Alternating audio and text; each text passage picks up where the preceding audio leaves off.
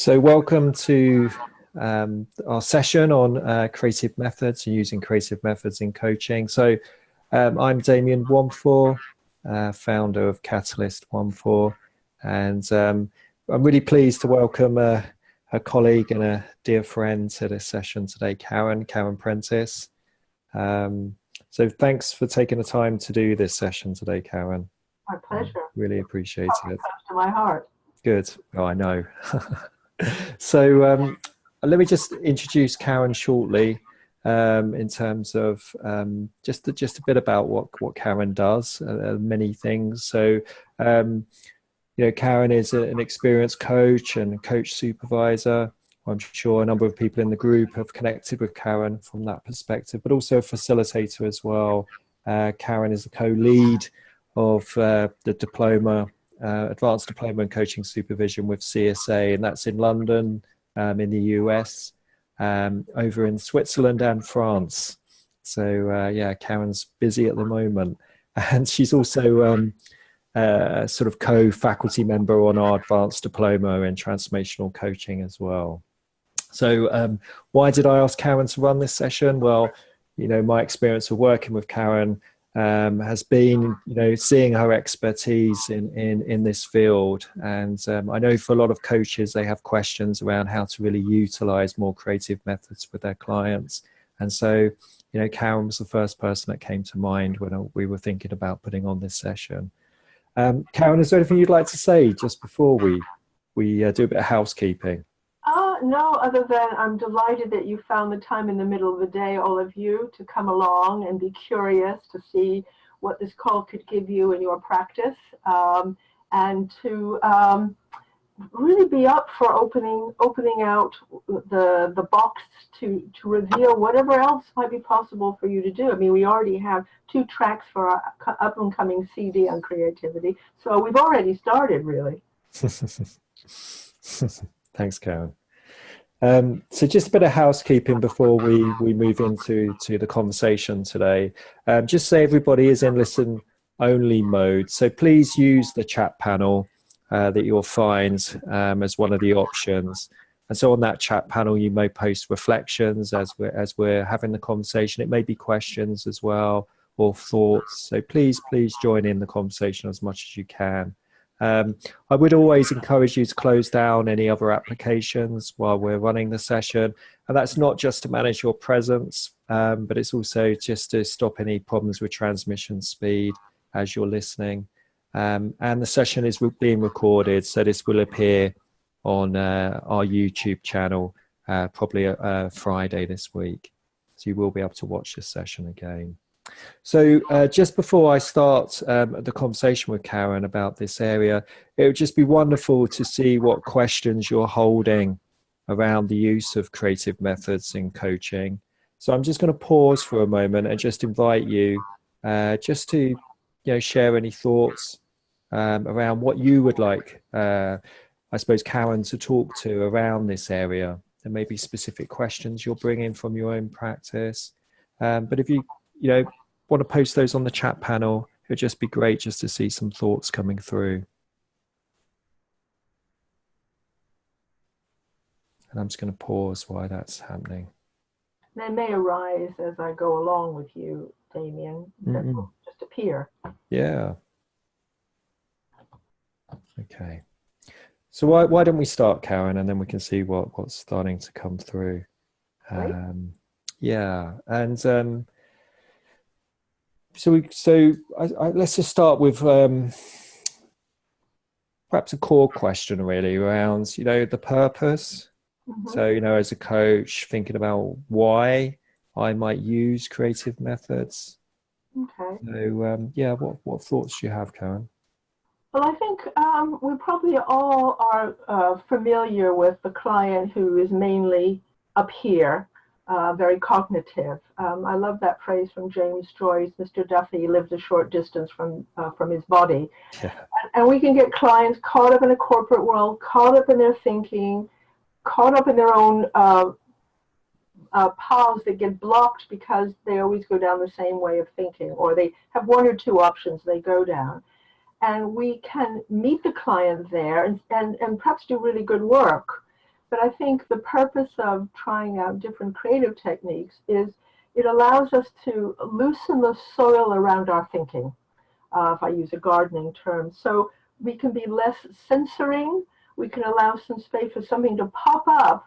Often the thing that pops up, we have a client say, oh, I wonder where that came from, or I never thought about that before. So clients can surprise themselves if they just get out of the way of their habitual thinking.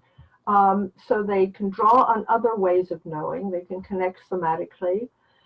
Somatic often will bring up an image. If it doesn't bring up an image, it brings up a sound or a connected feeling in some kind of way. So that you can begin to discover what's just a little bit outside of their reach, either just outside of their reach or really in a completely different area that allows them to then decide whether that's useful to look at, not useful. So it doesn't have to be the only path. It's just a way to connect to some more of their own inner or wise person, their own insights, and to learn differently and to play, which allows in the play something else to come forth that in a straight road from one thought to the next may, but usually doesn't surface. Yeah, wonderful. And so this piece of enabling the coaching client to access different ways of knowing, different types of intelligence. You mentioned somatic there, or the imagery that may be coming through. So just so people are clear, because I can sort of see that some people are new to coaching as well who are listening. So when we're talking about creative methods, what approaches are you using in your practice, Karen? Right. And I've also seen the question about how creative can you be virtually? I've definitely come to that, and how to introduce it to the skeptical audience. So what are the kind of things I use? I use drawing, music, poetry, movement, outdoor work, metaphors, cards, magic box, which are lots of little objects, storytelling. That's probably the major part of it. Writing, reflective writing, and free writing, or wild writing, as sometimes it's called, and improv sometimes. Yeah, so quite a rich a plethora of approaches that are available. And you sort of said a little bit in your opening piece around the purpose, but when you think specifically around some of the benefits you see, being brought to the coaching space through using these mediums, I mean, what would you say to that? Well, it's interesting. Yesterday, I was with a group of senior civil servants in St. James's Park, and it was they're all supervisors and coaches, and they wanted something to kind of liven up their work together as a group.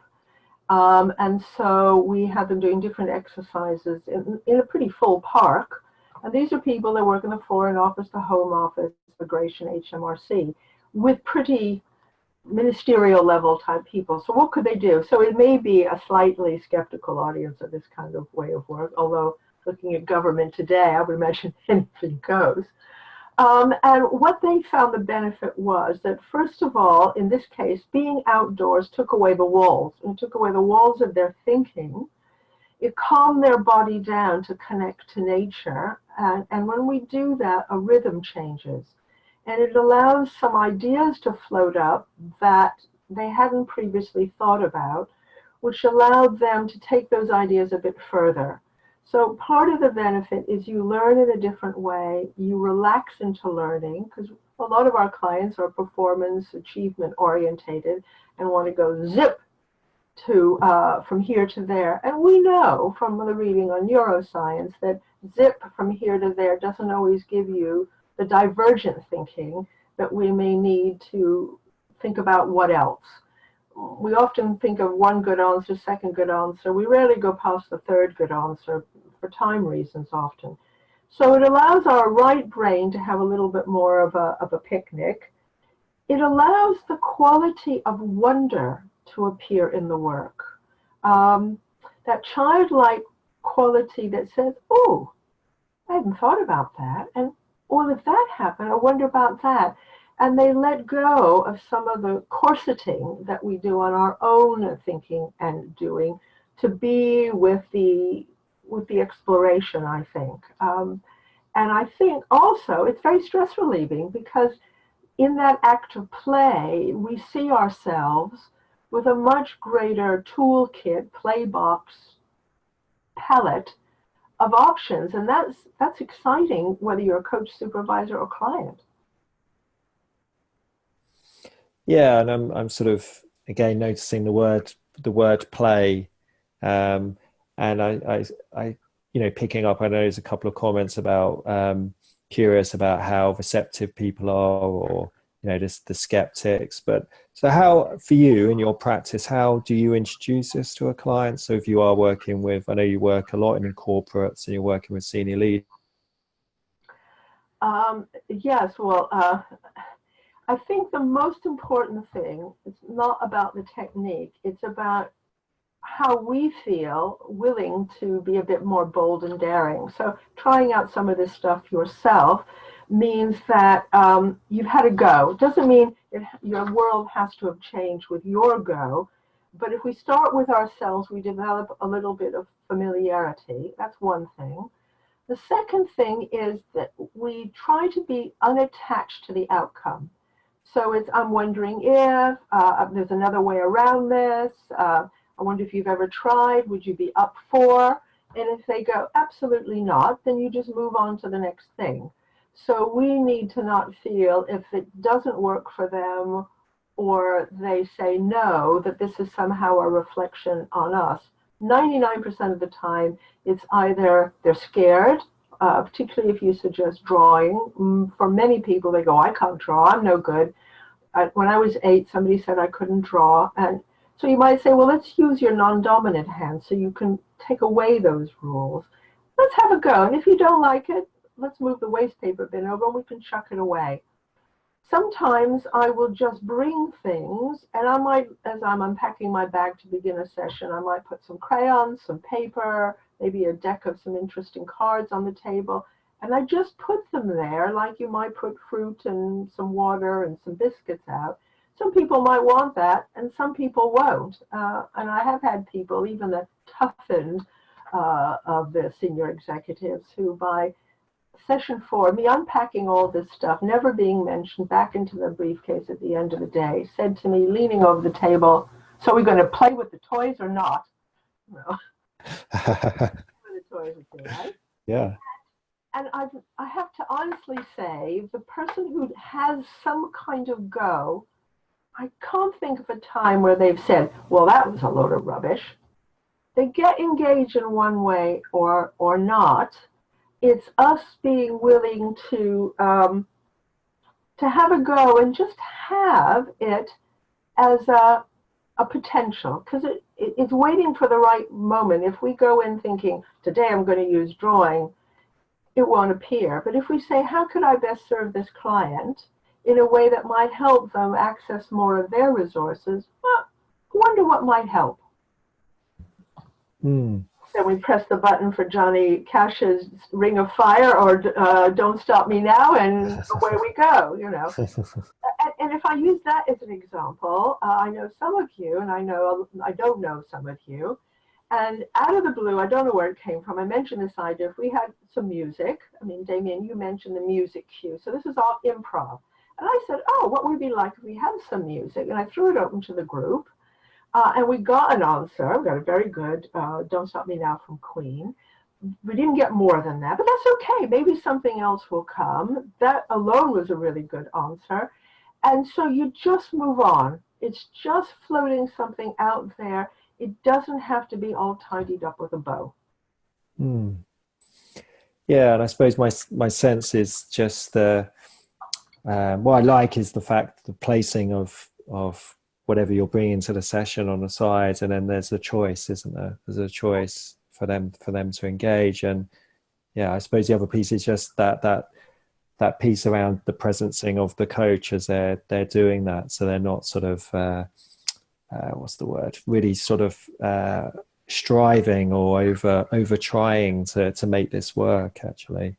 And that's a really good point, because we know with adult learning, there's an aspect of shame, not being able to do something well or learning something new, or they've been sent to coaching where they've been told for whatever reason they got to work on X, Y, and Z.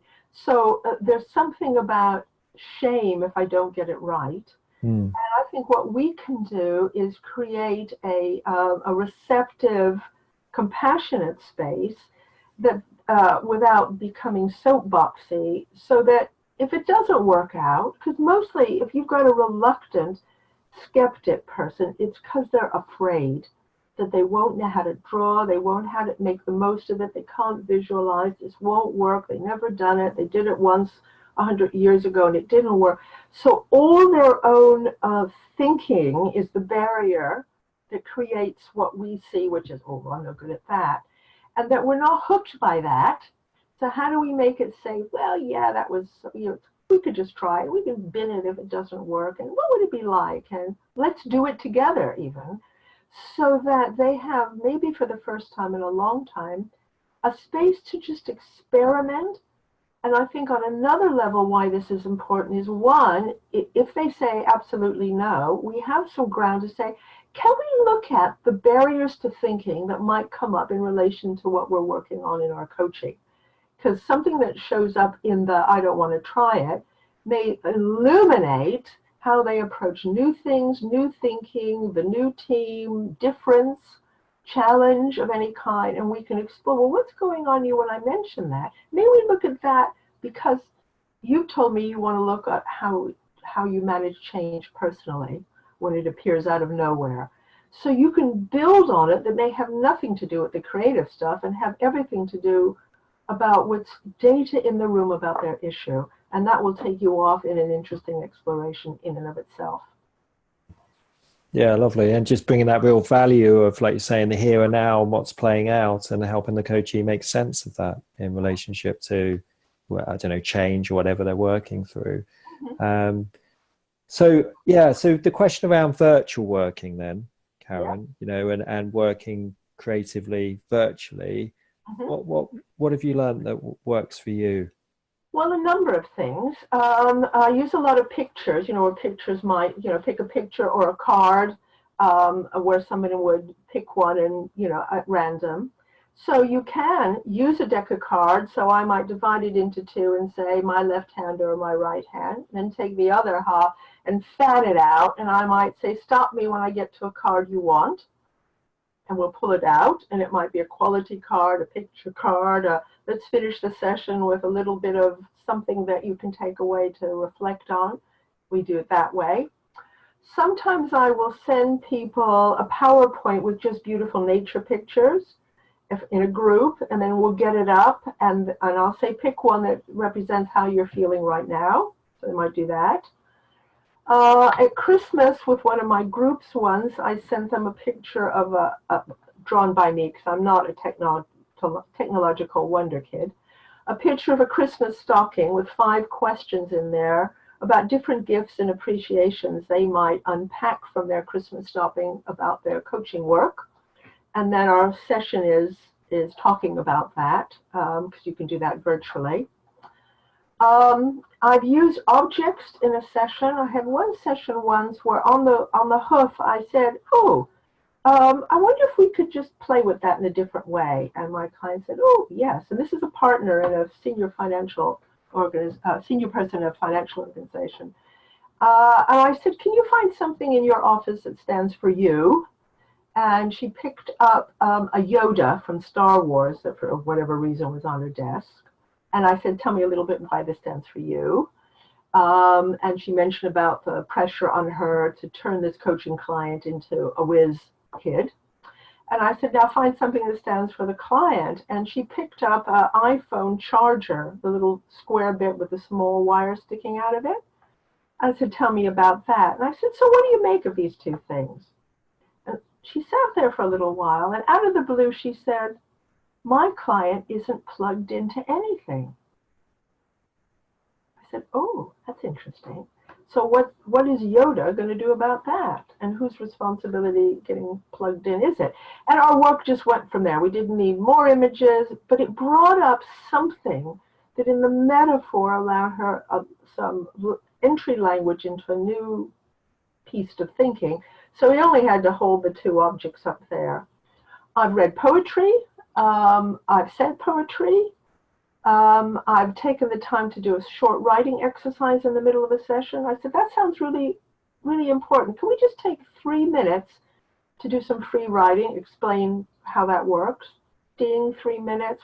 Can you read that to me? And out of that, something else has happened. Or another way is I would say, find a place in the room where I can still see you that stands for the part of you that wants to go for this new job. Tell me what it's like there.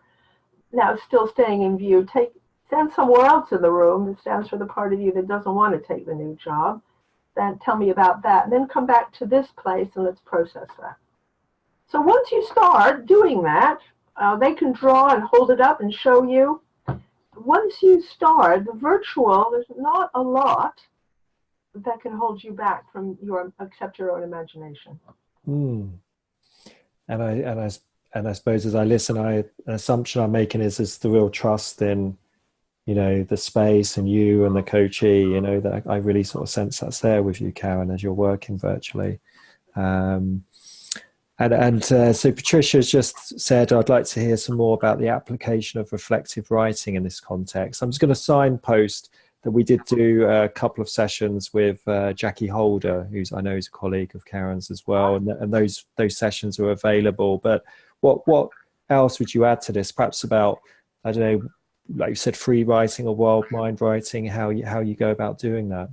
Sure, and I'm not sure what the wonderful Jackie would have offered, and go back and look at that, because in light of this conversation. So free writing, or wild writing, as it's sometimes called, has 3 rules. The first rule is you put your pen on the paper and you write without lifting your pen, without stopping, even if what you're writing is, I have no idea what to write next. I wonder how long this is going to last. I see a fly on the window, ho-hum, but you stick with it. The second rule is you don't edit, so you're really asking your inner critic to kind of go for a walk to the end of the road or to the pub and have a drink. And you're writing without censoring, without rereading it, without correcting, and you're usually writing to a set amount of time. If you're alone, you can set a timer on your phone, 3 minutes, 5 minutes, 7 minutes, 10 minutes. Probably that's a reasonable amount of time in a session. You might ask them to do a half an hour or 20 minutes. But sometimes if there's too much time, people freak out, like they do with a blank piece of paper. So, and Jackie may have spoken about luggage tags. Did she speak about that? Yeah, she did. Yeah. You can do that, or just take a card and say 5 lines. Summarize where you are right now in 2 minutes. Go. Because it forces us to bypass our critic and just get something down. So you can do that virtually. You could ask them to do that at the last 5 minutes of your session to capture what's been important for them. Because so many of our coachees, they leave that session and poof, they're gone into another meeting. And the magic in the moment, the shift, then can be dissipated because they don't get back to it for hours, probably, maybe longer. You can just ask them to pick a word prompt. So you could, again, fan the cards out with words like since, now, only, doorway, yes, no, very simple. And say, pick one of these, start writing. 6 minutes, stop. Circle some words that stand out for you that are important. What do those mean? So you can use it as a vehicle for the unconscious to write, for something else to come out, and for them to kinesthetically link their thinking onto a bit of paper. And it encourages journaling, which I'm sure Jackie would have. Yeah, and I just think thank you for being so generous with these reflections, Karen. But this whole piece, often for coaching clients, they don't know how to journal, do they? So like you're saying, the coach bringing it actively into the session is really enabling them to develop a practice while they're with you and be supported to do that. So it's safe to do it outside. Right. We've got 2 more songs. I know, I saw that coming through. Yeah, you see? Now, had Tony, or I think it was Amberly, had either of you sat down a half an hour ago and thought, I'm going to come up with songs for a creativity CD? That's why this is fun. That's why this is generative, and exciting, because we don't know the outcome. We may not even know where we're going, but something happens. And that's what that is, absolutely a kind of magic. Yeah, wonderful.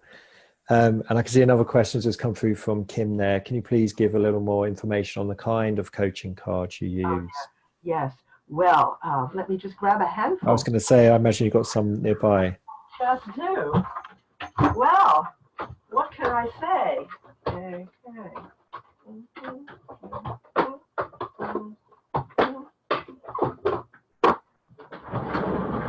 Well, if you go on Amazon, you'll spend lots of money. The Secret Language of Color. Beautiful cards that come with a little book. All different kinds of colors and flowers and fruit, and there's a little book about them. Here's some spirit guides. Some of your senior executives might poo-poo that, so we'll put that to one side. Self-care cards. I've got a box of empowering question cards, which are very beautiful. The Wisdom of Trees, they work a lot outside.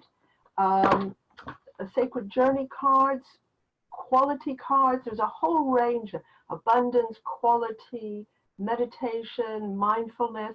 Cards that usually have a picture that allow us just to connect with the picture almost more than the words.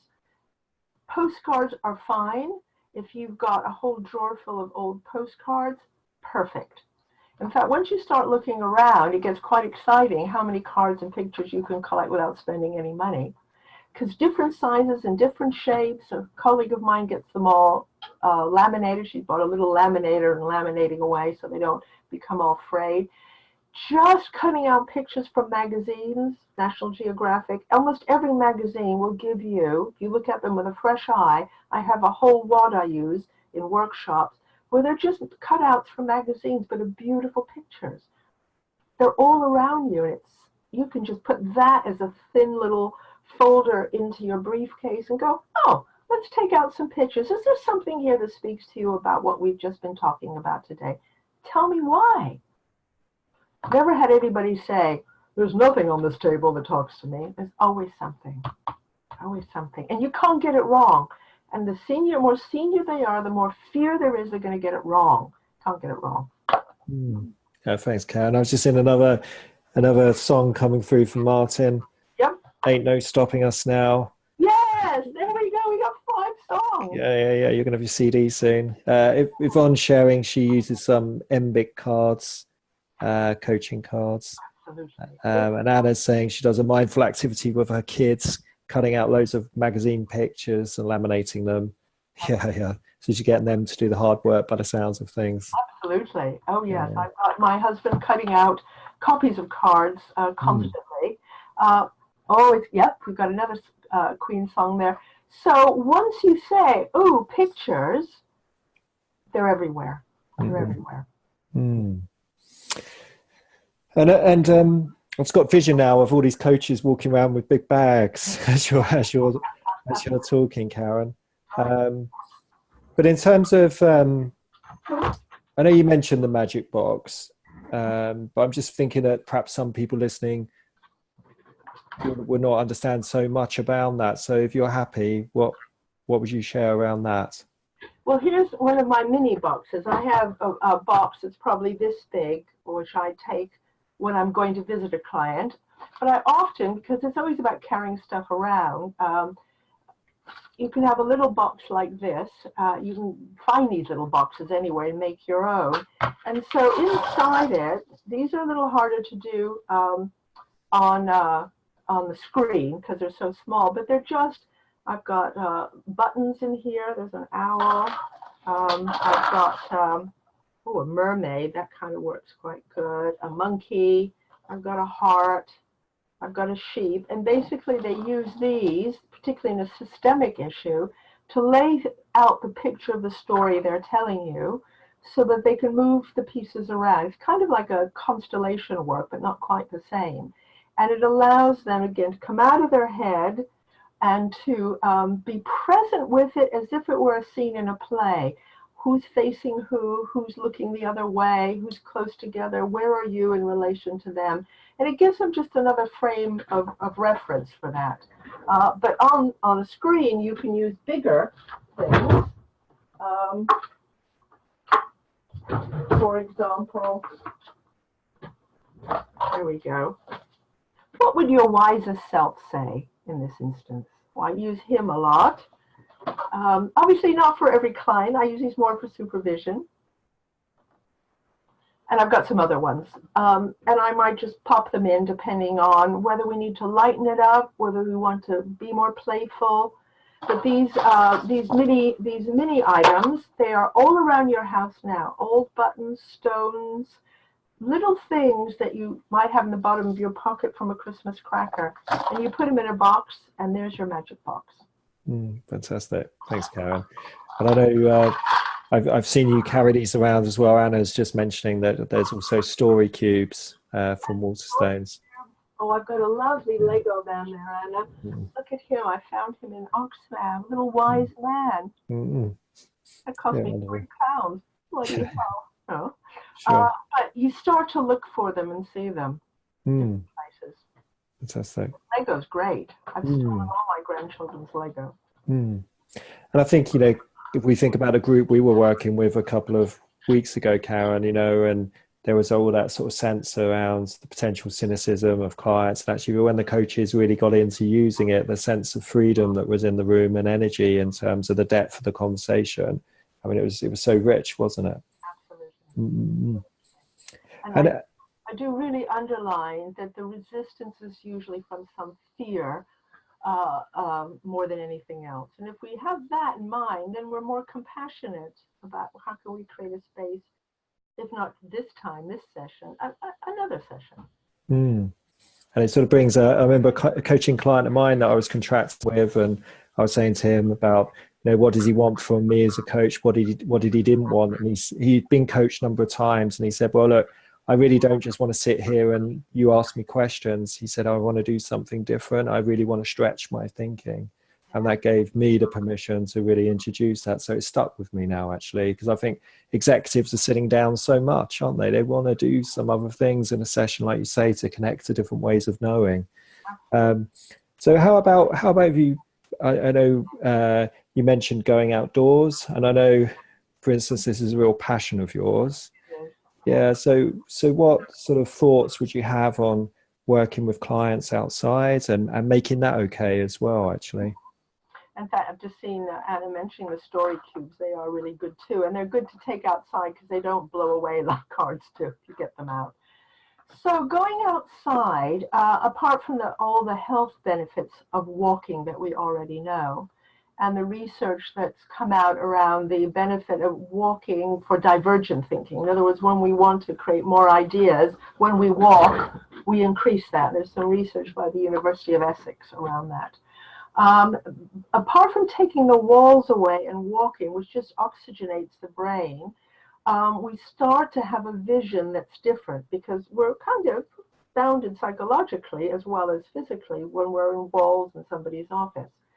So as we're breathing in and connecting with nature, the metaphor of nature, as we found yesterday with these 5 very senior coaches in the civil service who work in the eminence grise of government, to relax. And once we begin to relax, one person said, for instance, as I walked in the park, I noticed honesty growing. And I'd only ever seen it in the October when it's very papery. And she said, it made me think, how honest am I being now in the choices I'm making in my work? And then there was an area that was cordoned off by the police, and there were forensic people there, so something awful must have happened. And she said, I felt compassion for whatever, we're all sitting in the park and something awful happened here, but it also reminded me what am I not paying attention to? Do I have to get down to the ground level and really see? So as people walk, they use the trees. How does this trees represent where you are now in your thinking? Well, I can see more if I'm standing underneath looking up than if I stand on the outside. Or a duck will come up right next to us and go, ah, ah, ah, ah, ah. So it makes them think about noise in their lives. You can't prepare anybody for what might arrive, but everything that seems to arrive helps us connect in an instinctive way to our question with fresh eyes. So we walk over bridges, the water means something, this tree means something to one and not to the other.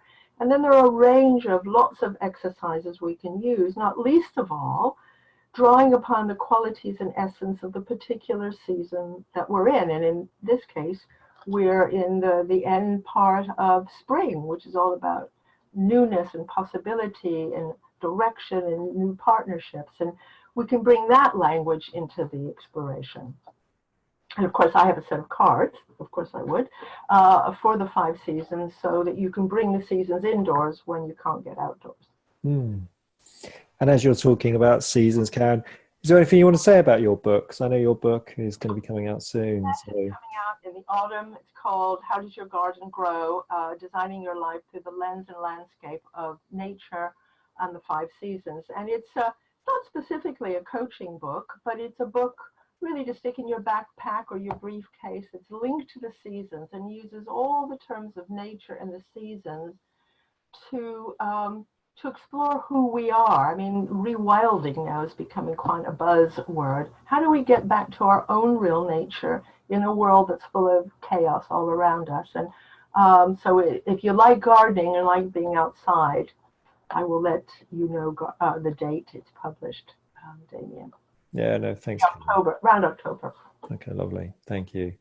So I've got another final question for you, Karen, but as I'm asking this question, just to see if there are any final comments, reflections, any other questions that you'd like to share with Karen and myself. But I suppose, Karen, just at the heart of this, there's 1 or 2 pieces of real advice, and you may be just reinforcing some things you've said already, but if you were working with a coach as a supervisor who's really trying to, move this into their practice, what's a couple of things you would just leave them with?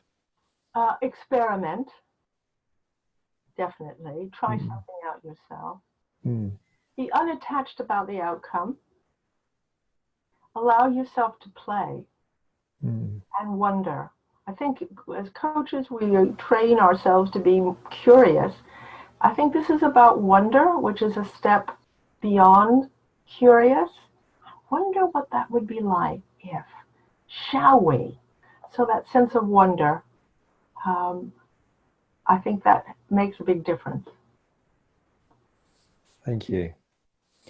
Thank you. Well, I really appreciate, you being so generous and sharing your experience with myself and the group today.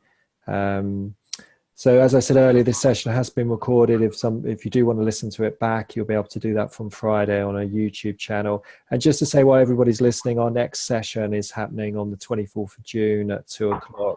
And that is going to be on the subject of coaching outdoors.